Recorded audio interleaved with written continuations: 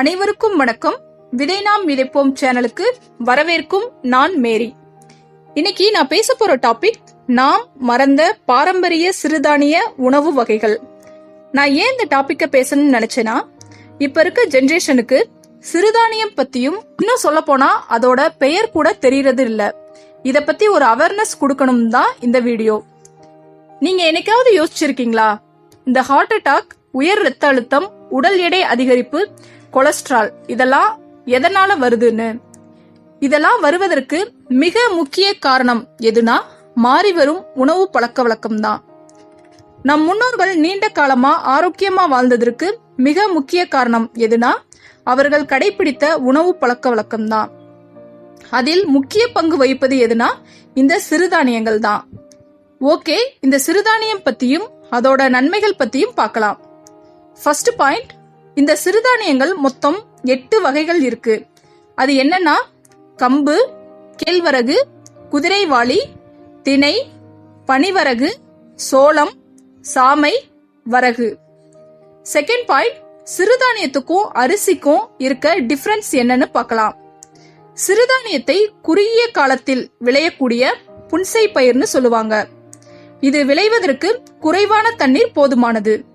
இதற்கு எந்த விதமான பூச்சிக்கொல்லி மருந்தும் பயன்படுத்துறது இல்ல. அரிசி, கோதுமைலாம் நீண்ட காலம் விளையக்கூடிய நன்சை பயிர்னு சொல்லுவாங்க. இதற்கு அதிகமான தண்ணீர் தேவைப்படும். இதுக்கு அதிகப்படியான பூச்சிக்கொல்லி மருந்து பயன்படுத்துவாங்க. தேர்ட் பாயிண்ட், நாம் உண்ணும் பிரதான உணவான அரிசி, கோதுமையில் அதிக அளவு மாவுச்சத்தும் மிக குறைந்த அளவு நார்ச்சத்தும் இருக்கும். பட் சிறுதானியத்துல மட்டும்தான் மாவுச்சத்து, நார்ச்சத்து, புரதச்சத்து, விட்டமின்கள், இரும்பு சத்து, கால்சியம் போன்ற அனைத்து விதமான சத்துக்களும் நிறைஞ்சு இருக்கு.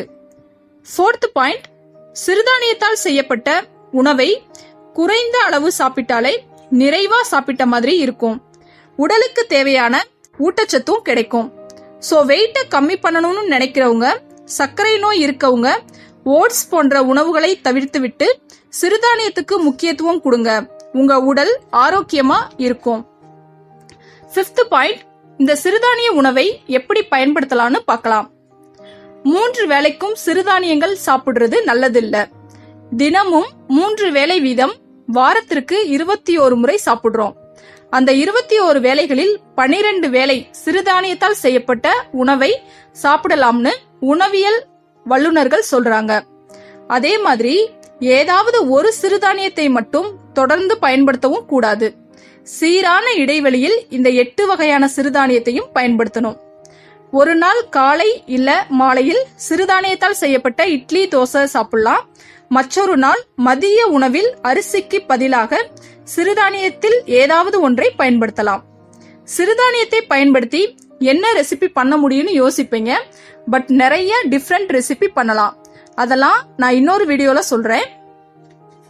ஓகே ஃப்ரெண்ட்ஸ், நீங்க சாப்பிடுற ஃபாஸ்ட் ஃபுட்ல நிறைய ரசாயன உப்பு, செயற்கை இனிப்பு, ஃபுட் கலர் இதெல்லாம் சுவைக்காக கலப்பாங்க. இதை தொடர்ந்து சாப்பிட்டா கொலஸ்ட்ரால், இதய நோய், உடல் பருமன் வர வாய்ப்பு நிறைய இருக்கு.